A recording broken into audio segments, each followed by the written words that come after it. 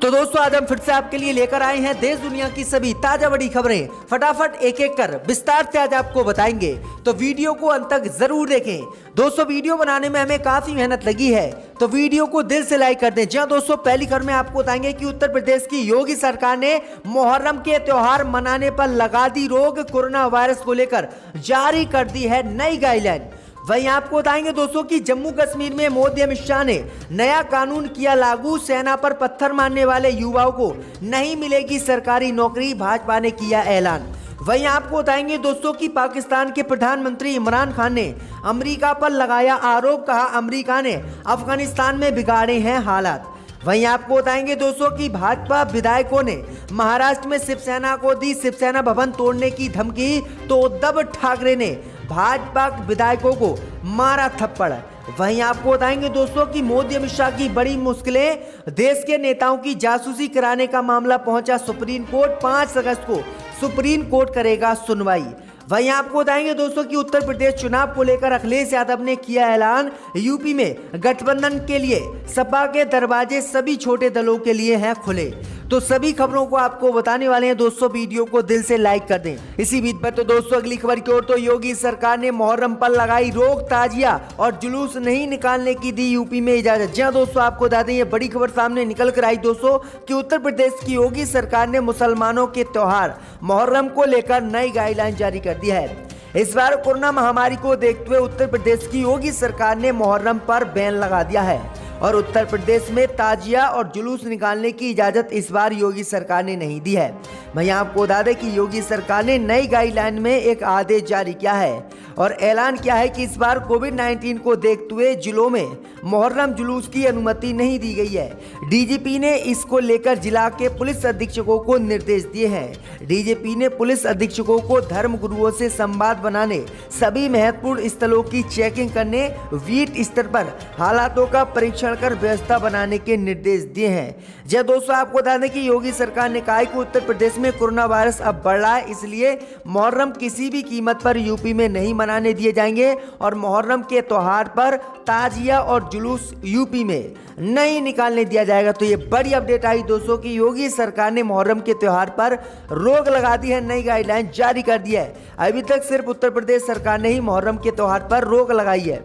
इसी बीच पर तो दोस्तों अगली खबर की ओर, तो सेना पर पत्थर मारने वाले युवाओं को भाजपा नहीं देगी जम्मू कश्मीर में सरकारी नौकरी, आदेश मोदी ने किया जारी। जी दोस्तों, आपको बता दें ये बड़ी खबर सामने निकल कर आई दोस्तों कि जम्मू कश्मीर में सेना पर पत्थर मारने वाले जम्मू कश्मीर के युवाओं को अब सरकारी नौकरी भाजपा नहीं देगी। मोदी ने नया आदेश जम्मू कश्मीर में आज जारी कर दिया है, जिसमें कहा गया है कि देश के खिलाफ नारेबाजी और पत्थरबाजी करने वालों को सरकारी नौकरी नहीं जम्मू कश्मीर में दी जाएगी। इतना ही नहीं, ऐसे लोगों को ना तो पासपोर्ट दिया जाएगा और सीआईडी ने सभी इकाइयों को लेकर इसका आदेश भी जारी कर दिया है।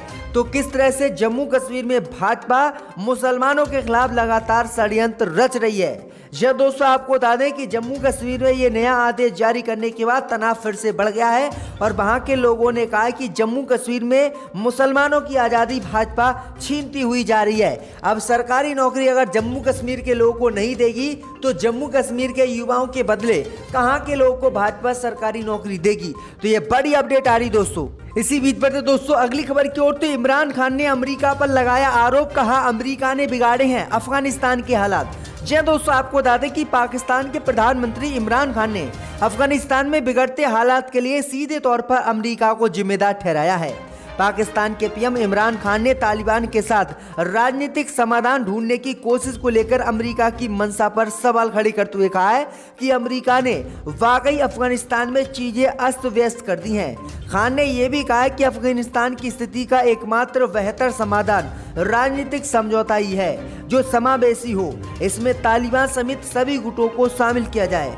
मैं आपको बता दें कि इमरान खान ने कहा है कि अमेरिका ने अफगानिस्तान में सेना भेजकर अफगानिस्तान के हालात बिगाड़े हैं और युद्ध यहां पर छिड़वाया है और अब अमेरिका पीछे हटकर अपनी सेना को वापस अपने देश बुला रहा है। तो ये बड़ी अपडेट आई दोस्तों कि पाकिस्तान के प्रधानमंत्री इमरान खान ने अमेरिका पर यह गंभीर आरोप लगा दिए हैं। इसी बीच पर तो दोस्तों अगली खबर की ओर, तो भाजपा विधायकों ने महाराष्ट्र में शिवसेना भवन तोड़ने की दी धमकी, तो उद्धव ठाकरे ने भाजपा विधायकों को मारा थप्पड़। दोस्तों आपको बता दें, ये बड़ी खबर सामने निकल कर आई दोस्तों कि महाराष्ट्र में भाजपा विधायक प्रसाद लाड ने धमकी दी थी कि वह शिवसेना भवन को मुंबई में तोड़ देंगे। मुंबई के दादर स्थित शिवसेना भवन में हमला करने की इस धमकी के बाद शिवसेना के नेताओं ने खूब पलटवार किया। भाजपा और शिवसेना के नेताओं के बीच चल रही बयानबाजी के बीच अब शिवसेना पार्टी के प्रमुख उद्धव ठाकरे भी गुस्से में आ गए। उद्धव ठाकरे ने कहा कि अब तक टीका टिप्पणी सुनने की आदत सी पड़ चुकी थी। कोई तारीफ करता तो डर लगता, वो डायलॉग ना हो, थप्पड़ से डर नहीं लगता। उन्होंने कहा कि ऐसे भाजपा विधायकों को मैं थप्पड़ मारूंगा कि दोबारा वह यहां पर नहीं उठ पाएंगे। मुख्यमंत्री उद्धव ठाकरे ने ये बड़ी धमकी भाजपा विधायकों को दे दी है। महाराष्ट्र में कहा है कि मुझे धमकी मत देना, एक थप्पड़ मारूंगा, दोबारा भाजपा के विधायक यहां पर नहीं उठ पाएंगे और ना ही विधानसभा में बोल पाएंगे। तो ये बड़ी अपडेट आई दोस्तों, बड़ी धमकी उद्धव ठाकरे ने महाराष्ट्र में भाजपाइयों को दे दी है। इसी बीच पर तो दोस्तों अगली खबर की ओर तो सुप्रीम कोर्ट पहुंचा। जासूसी कराने का मामला 5 अगस्त को सुनवाई करेगा सुप्रीम कोर्ट। मोदी अमित शाह की बड़ी मुश्किलें। जी हां दोस्तों, आपको बता दें, ये बड़ी खबर सामने निकल कर आई दोस्तों कि सुप्रीम कोर्ट देश के नेता और पत्रकारों की जासूसी कराने का मामला पहुंच गया है, जिसके बाद मोदी अमित शाह की मुश्किलें बढ़ गई हैं और 5 अगस्त को कोर्ट ने इस मामले पर सुनवाई करने का ऐलान कर दिया है। दरअसल आपको बता दें कि सुप्रीम कोर्ट में याचिका लगाई गई थी कि मोदी सरकार ने देश के नेता, पत्रकार सहित बड़े बड़े बिजनेसमैनों के इजराइल के सॉफ्टवेयर के जरिए जासूसी कराई है और देश की सुरक्षा को इसको लेकर खतरा है। इस मामले पर मोदी सरकार चुप रही क्योंकि मोदी सरकार से संसद में बहस करने की विपक्ष ने इस मामले पर मांग की थी, लेकिन मोदी सरकार ने संसद में बहस करने से मना कर दिया, जिसके बाद सुप्रीम कोर्ट ये मामला पहुंचा और सुप्रीम कोर्ट अब 5 अगस्त को इस मामले पर सुनवाई करेगा। अगर मोदी अमित शाह इस मामले में दोषी पाए जाते हैं तो कई साल की मोदी अमित शाह को जेल हो सकती है। तो ये बड़ी अपडेट आ रही दोस्तों, योगी मोदी की मुश्किलें बढ़ गई हैं। इसी बीच पर तो दोस्तों अगली खबर की ओर तो पंजाब में कांग्रेस सरकार सरकारी कंपनियों को बेचेगी, पंजाब के मुख्यमंत्री ने की सिफारिश। जी दोस्तों, आपको बता दें कि पंजाब की वित्तीय स्थिति से जुड़े फैसले के लिए बनाई गई कमेटी ने किसानों की फसल खरीद को लेकर बड़ी सिफारिश की है।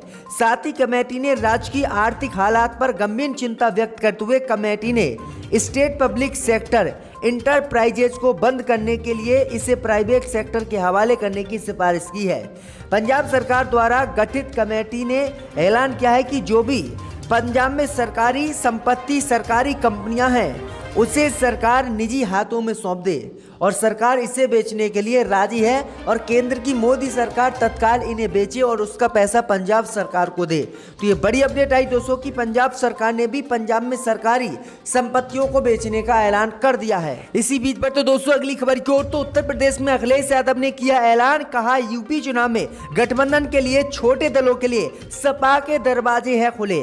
जी दोस्तों, आपको बता दें कि समाजवादी पार्टी के अध्यक्ष अखिलेश यादव ने रविवार को ऐलान किया है कि उत्तर प्रदेश में 2022 में होने वाले विधानसभा चुनाव में गठबंधन के लिए उनकी पार्टी के दरवाजे सभी छोटे दलों के लिए खुले हैं और वह कोशिश करेंगे ऐसे सभी दल भारतीय जनता पार्टी को हराने के लिए एक साथ आएं। उत्तर प्रदेश में अगले वर्ष की शुरुआत में विधानसभा का चुनाव होना है। सपा प्रमुख अखिलेश यादव ने इसी को लेकर यह बड़ा ऐलान किया है। उन्होंने किसी पार्टी का नाम नहीं लिया है, लेकिन उन्होंने साफ ऐलान कर दिया है कि जो छोटे दल हैं और भाजपा को यूपी में हराना चाहते हैं, उन सभी छोटे दलों के साथ समाजवादी पार्टी गठबंधन करने के लिए यूपी में तैयार है। तो ये बड़ी अपडेट आ रही दोस्तों। इसी बीच पर तो दोस्तों अगली खबर की ओर तो तेल टैंकरों पर हमले के बाद इजराइल और ईरान के बीच बड़ा तनाव, इजरायली पीएम ने दी धमकी। जी दोस्तों, आपको बता दें कि इजराइल के प्रधानमंत्री नफ्ताली बेनेट ने ओमान तट के पास इजराइल द्वारा संचालित एक तेल टैंकर पर हुए ड्रोन हमले के लिए रविवार को ईरान को जिम्मेदार ठहराते हुए कहा है कि उसने गंभीर भूल की है। हालांकि ईरान ने इस हमले से इनकार किया है। हमले में चालक दल के 2 सदस्य मारे गए थे। ईरान ने गुरुवार रात तेल टैंकर मर्सर स्ट्रीट पर हुए हमले में अपनी संलिप्तता से इनकार किया है, लेकिन बेनेट ने परोक्ष रूप से ईरान को धमकी दे दी है कि ईरान ने ही इन तेल टैंकरों पर हमला किया है और तेल टैंकरों पर हमला करके ईरान ने बहुत बुरा किया है। हम इजराइल मिलकर ईरान पर हमला करेंगे। तो ये बड़ी अपडेट आई दोस्तों, क्योंकि इराक के ये तेल टैंकर थे। तो ये बड़ी अपडेट आ रही दोस्तों। इसी बीच पर तो दोस्तों अगली खबर की ओर तो दिल्ली में पंजाब चुनाव को लेकर आपकी अहम बैठक जल्द, सीएम फेस का होगा पंजाब में ऐलान। जी दोस्तों, आपको बता दें कि पंजाब में आगामी विधानसभा चुनाव को लेकर सरगर्मियां तेज होने लगी हैं। ऐसे में सभी राजनीतिक पार्टियां जमीनी स्तर के साथ साथ दल के अंदर भी सलाह मशविरा करने में जुटी हुई हैं। जहां कांग्रेस पार्टी के नेताओं के बीच चल रहे कलह को खत्म करके नए स्तर पर तैयारी शुरू कर दी गई है, तो वहीं अब आम आदमी पार्टी ने भी पूरी तरह से चुनावों के मद्देनजर कमर कस ली है। रविवार को पंजाब के चुनावी एजेंडे को लेकर दिल्ली में अहम बैठक केजरीवाल ने की है, जिसमें कई मुद्दों पर चर्चा हुई है। आम आदमी पार्टी ने इसमें बताया है कि जल्द ही पंजाब में सीएम फेस का फैसला होगा, यानी किसको आम आदमी पार्टी पंजाब चुनाव में सीएम का कैंडिडेट उतारेगी। तो ये बड़ी अपडेट आई दोस्तों, क्योंकि पंजाब में भी अगले साल उत्तर प्रदेश के साथ विधानसभा चुनाव होने हैं। इसी बीच पर तो दोस्तों अगली खबर की ओर, तो असम मिजोरम सीमा पर बना हुआ है तनाव, ट्रक समेत अन्य वाहनों के आने जाने पर रोक। जी दोस्तों, आपको बता दें कि असम मिजोरम सीमा पर रविवार को भी तनाव बना रहा। आवश्यक वस्तुओं की ढुलाई करने वाले ट्रकों सहित अन्य वाहनों के आवागमन पर वहां प्रतिबंध छठे दिन भी जारी रहा है। अधिकारियों ने बताया है कि हिंसा प्रभावित क्षेत्र लैलापुर के अंदर और इसके आसपास तथा अंतर्राज्यीय सीमा पर स्थिति शांत है। केंद्रीय रिजर्व पुलिस बल की बड़ी संख्या यहां पर तैनात है। वहीं आपको बता दें कि पिछले 2-4 दिन पहले ही असम और मिजोरम पुलिस में हिंसा हो गई थी, जिसमें मिजोरम पुलिस ने असम पुलिस के 6 जवानों को बुरी तरह से मार गिराया था, जिसके बाद ये तनाव बढ़ा हुआ है। और अब असम मिजोरम की सीमा पर जो वाहन सामान को ढोते थे उनके आने जाने पर भी रोक लगा रखी है, जिससे दोनों ही राज्यों में परेशानी हो रही है। इसी बीच पर तो दोस्तों अगली खबर की ओर, तो स्वामी प्रसाद मौर्य का मायावती पर हमला, कहा वीएसवी का ब्रह्मांड सम्मेलन शो फ्लॉप। जी दोस्तों, आपको बता दें कि यूपी के श्रम मंत्री स्वामी प्रसाद मौर्य ने बहुजन समाज पार्टी के ब्रह्मांड सम्मेलन को लेकर तीखी प्रतिक्रिया दी है। उन्होंने कहा है कि जैसे जैसे विधानसभा चुनाव नजदीक आता जा रहा है, सभी पार्टियां ब्रह्मांडों की जमकर तारीफ कर रही हैं। उनको लुभाने के लिए सभी पार्टियां तरह तरह के लुभाने वाली बात कर रही हैं। शनिवार को अयोध्या पहुंचे श्रम मंत्री स्वामी प्रसाद मौर्य ने कहा है कि दलित मायावती का साथ छोड़ चुका है, बसपा को अपने दलित मतदाताओं पर भी भरोसा नहीं है। उन्होंने कहा है कि किस तरह से मायावती उत्तर प्रदेश में चुनाव को देखते हुए ब्रह्मांडों के लिए सम्मेलन कर रही है, जबकि उत्तर प्रदेश में जो दलितों के साथ घटना हुई है उस पर चुप रही है। तो बुरी तरह से मायावती अब घिर गई हैं। इसी बीच में तो दोस्तों अगली खबर की ओर, तो इस्तीफा देने के बाद भाजपा सांसद ने बीजेपी नेता दिलीप घोष पर बोला बड़ा हमला। जी दोस्तों, आपको बता दें कि राजनीति से अलविदा कहने के बाद पूर्व केंद्रीय मंत्री और भाजपा नेता बाबुल सुप्रियो ने अपने फेसबुक वॉल पर एक और पोस्ट शेयर करते हुए बंगाल के बीजेपी अध्यक्ष दिलीप घोष को खरी खोटी सुनाई है। जी दोस्तों, आपको बता दें कि दिलीप घोष पर टिप्पणी करते हुए उन्होंने स्क्रीनशॉट साझा करते हुए कहा है कि मैं अपनी आपकी टिप्पणियों को पढ़ा, प्रत्येक इसमें अपने तरीके से देख रहा है। उन्होंने कहा है कि पहले मुझे समय भाजपा ने नहीं दिया और मुझे केंद्रीय पद से हटा दिया, और अब जब मैंने इस्तीफा देने का ऐलान किया है तो भाजपा नेता किस तरह से मेरी तारीफ कर रहे हैं और मुझे इस्तीफा ना देने की सलाह दे रहे हैं। बाबुल सुप्रियो ने कहा है कि मैं राजनीति को छोड़कर अपने सिंगिंग पर ध्यान दूंगा और उसे ज़्यादा समय दूंगा और फिर मैं अपने शो को चलाऊंगा।